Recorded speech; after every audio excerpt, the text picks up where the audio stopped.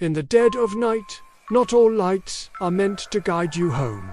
Some are there to lead you deeper into the dark, into places from which there is no return. Tonight, on Whisper After Dark, we follow the chilling tale of a wandering soul whose light never fades and whose presence never forgives. This is the story of the Lantern Man. All across the world, in countless small towns and forgotten villages, people whisper about him. They speak of a tall, silent figure holding a single lantern, seen only on the foggiest nights, walking along the most deserted paths. The legend always goes the same way. He offers a guiding light to lost travelers, a beacon in the oppressive darkness. But to follow that light is to seal your own fate. Following him means you will never be seen again. Some say he is the restless spirit of a man who died, lost in the woods, forever seeking company in his lonely vigil. Others claim he is something far older, a curse woven into the very fabric of the land itself. A predator that hunts with light instead of teeth. But whatever his origin, the warning remains constant. If you see his light flickering in the distance, you must look away. You do not follow. And you must never, ever answer if he calls your name. Ethan was a practical young man. He had grown up with these stories, hearing them told around campfires and on stormy nights. But to him, they were just that, stories.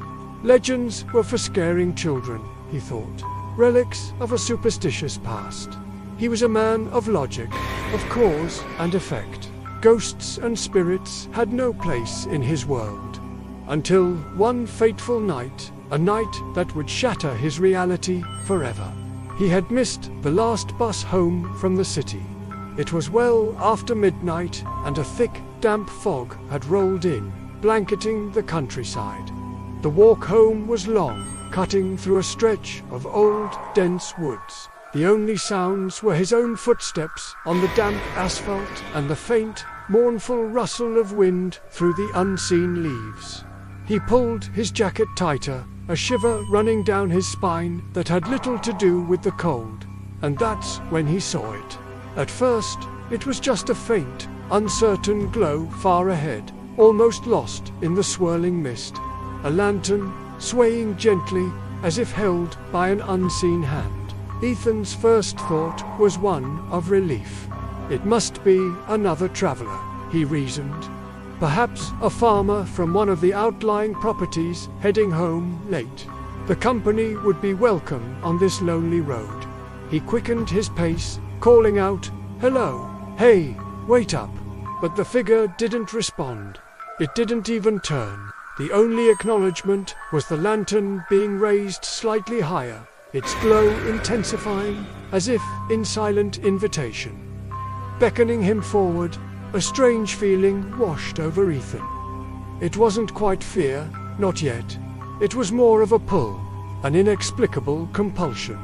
It felt as if the light itself was a physical force, tugging at him, drawing him in. Against his better judgment, he left the main road and stepped onto a smaller, less traveled path that seemed to lead directly toward the light.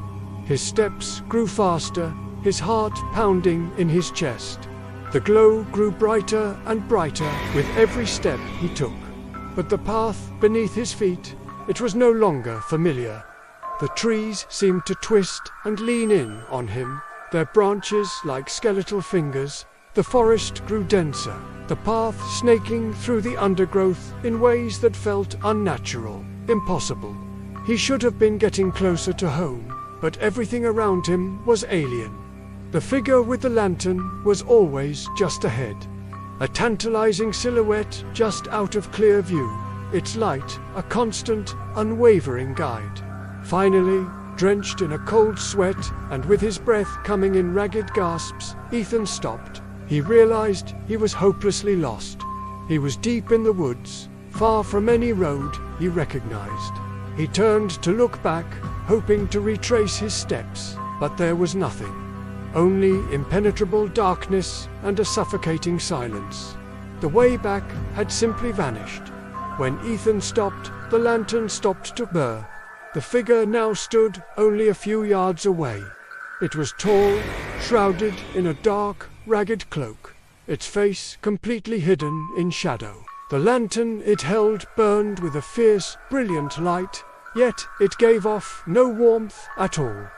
The air around it was colder than the grave. And then it spoke, but not with a mouth. The sound came from the fire itself. The flame inside the glass flickered and twisted, and from it a horrifying whisper slithered through the air, speaking his name. Ethan. Ethan's legs trembled so violently he thought he would collapse. The single whisper grew, multiplying into dozens, then hundreds of voices, a chorus of anguish, crying out from within the lantern. He stared, mesmerized in his terror, as he saw them faint, ghostly faces, swirling and screaming inside the eternal fire. He finally understood the horrifying truth. This wasn't a guiding light, it was a prison. And these were the souls of every person who had followed it before him. The lantern man lifted the light slowly, raising it toward Ethan's face. As the glow intensified, the shadows around them stretched and warped, twisting into monstrous shapes that seemed to swallow the very trees. Ethan's expression froze into a mask of pure terror. He wanted to scream. He wanted to run. But his body wouldn't obey. The ground beneath him shifted like quicksand, and thick, gnarled roots curled up from the earth, wrapping themselves around his ankles, holding him fast. The lantern's searing glow filled his vision, burning into his eyes, until all he could see was fire. He saw the faces. He heard the screams, and then only darkness. Ethan never came home. His disappearance became another local tragedy, another mystery for the small town to ponder. But some nights, when the fog rolls in thick and heavy from the moors, the locals say they see a new light on the old wooded paths.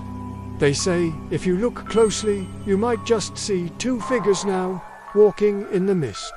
One tall and ancient, and another just behind. His face a mask of eternal sorrow. Another shadow, holding another lantern, forever tasked with guiding the next lost soul deeper into the endless, unforgiving dark. This was the Lantern Man. Thank you for joining us on Whisper After Dark. If you enjoyed this story, be sure to like, subscribe, and turn on notifications so you don't miss our next descent into the shadows. Until next time, sleep well if you can. Good night.